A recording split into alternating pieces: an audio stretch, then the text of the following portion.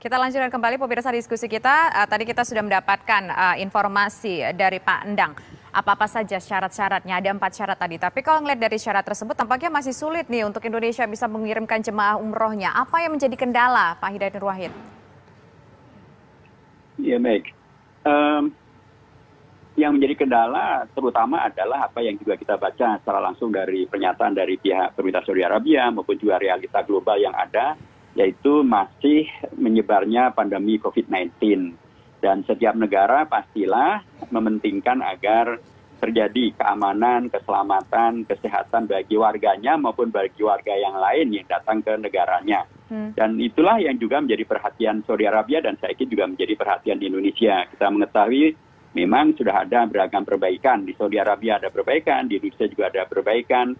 Tetapi realita tentang COVID-19 ini kan memang masih terjadi dan masih berkembang di beberapa negara. Tadinya sudah membaik, kemudian ternyata kena lagi. Bahkan Brunei pun tadi sudah membaik, kemudian kena lagi sehingga lockdown. Demikian juga kejadian dengan Singapura, dengan Malaysia, Australia, New Zealand. Kejadian-kejadian yang sangat penting untuk kita semuanya selalu waspada. Jadi dari sisi ini, saya kira memang diperlukan kerjasama yang lebih kuat lagi, lebih meluas lagi, sehingga masalah ini bisa kita atasi bersama.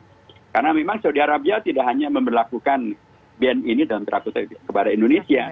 Banyak negara Teluk juga belum diizinkan untuk umroh ke Saudi Arabia. Banyak negara Arab juga demikian. Bahkan negara-negara yang dikenal sebagai yang mengirimkan jemaah umroh terbanyak sedunia, begitu ya, itu juga belum mendapatkan kesempatan untuk bisa berumroh sampai hari ini, gitu ya. Itu juga belum diberikan kepada Pakistan, belum diberikan kepada Turki, belum diberikan kepada India, belum diberikan kepada Indonesia. Jadi karenanya kondisi yang mudah-mudahan tidak membuat kecil hati Indonesia, ya, karena sekalipun kondisinya demikian, saya berkeyakinan bahwa pihak Saudi Arabia juga akan objektif melihat perkembangan keseriusan dari pihak Indonesia untuk memperbaiki kinerja dan sekaligus juga kondisi di mana Indonesia sudah posisinya sekarang sudah semakin berkurang, yang terkena COVID-19 semakin berkurang, yang wafat juga semakin berkurang, kesembuhan semakin meninggi, dan kemudian pun juga tingkat vaksinasi semakin membanyak.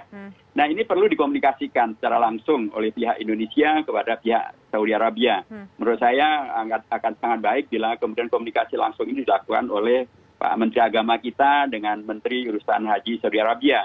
Atau bahkan kalau Pak Jokowi yang langsung melakukan, Presiden kita, itu akan jadi lebih baik lagi, karena pastilah pihak Saudi akan mempertimbangkan, ya, perkembangan yang ada di Indonesia, segala yang kemudian bisa menghadirkan koreksi dan atau klarifikasi atas beragam kekhawatiran, termasuk juga kekhawatiran apa yang mungkin dirasa oleh Saudi Arabia ketika mereka mendengar dari pernyataan dari pihak Indonesia bahwa yang datang dari Saudi Arabia akan mendapatkan perhatian khusus sebagaimana yang datang dari negara yang lain, bahkan akan ada karantina dan lain sebagainya. Karena pihak Saudi Arabia saya pernah mendengar bahwa mereka tidak ingin yang datang dari Saudi Arabia kemudian membawa masalah penyebaran COVID-19 atau virus apapun di Indonesia. Ini tentu membuat Saudi Arabia juga semakin hati-hati untuk tidak kemudian menerima orang datang ke Saudi Arabia, tapi juga orang yang akan keluar dari Saudi Arabia karena umroh maupun juga hal-hal yang lain. Tapi apapun menurut saya, Islam mengajarkan silaturahim dan Indonesia dengan Saudi Arabia hubungannya sangat baik. Bila ini kemudian ada komunikasi langsung begitu, ya, dengan masing-masing menyampaikan tentang apa yang menjadi masalah, menjadi keberatan, dan sekaligus progres apa yang sudah bisa dilakukan, sekaligus kesepakatan baru yang bisa dimunculkan. Saya berkeyakinan bahwa akan ada solusi yang bisa dilakukan dan bisa diwujudkan. Dan mudah-mudahan itu tidak lama lagi bisa dilakukan. Baik, nah terakhir saya ingin ke Pak Hidayat Nur Wahid. Pak Hidayat, kalau berbicara teknis ini kan sebetulnya PR-nya cukup banyak, ya, untuk memberangkatkan umroh kalau nanti kita mudah-mudahan dapat nih jatah. Kita masih berharap meskipun sampai sekarang belum ada angin segar begitu. Nah, berbicara soal vaksin, kita sendiri WHO juga sepakat, nggak ada istilahnya booster. Kemudian juga di Indonesia saat ini juga siapapun ya sudah tidak ada istilahnya booster lagi begitu. Karena kita memang saat ini hanya wajibnya 2 kali. Ini apakah sudah dipikirkan mekanisme ini? Akankah diberikan kespesialan tertentu kepada calon jemaah umroh kalau nanti kita dapat spesialisasi boleh berangkat ke sana, Pak? Ya, yang kita dengar dari pihak Kementerian Kesehatan, ya, setelah dikomunikasikan oleh Komisi 9 maupun juga oleh Asosiasi Pengarah Haji dan Umroh Ampuri, pihak Kementerian menyampaikan bila memang Saudi Arabia mensyaratkan itu dan mengizinkan atau membuka pintu bagi jemaah umroh Indonesia, maka Kementerian Kesehatan siap untuk memfasilitasi, memprioritaskan khusus untuk jemaah umroh untuk bisa diberikan booster untuk penguatan vaksin menjadi vaksinasi yang ketiga untuk memenuhi persyaratan yang diminta oleh Saudi Arabia. Saya kira itu sebuah kesediaan yang sangat luar biasa ya, menurut saya menjadi solusi yang sangat baik.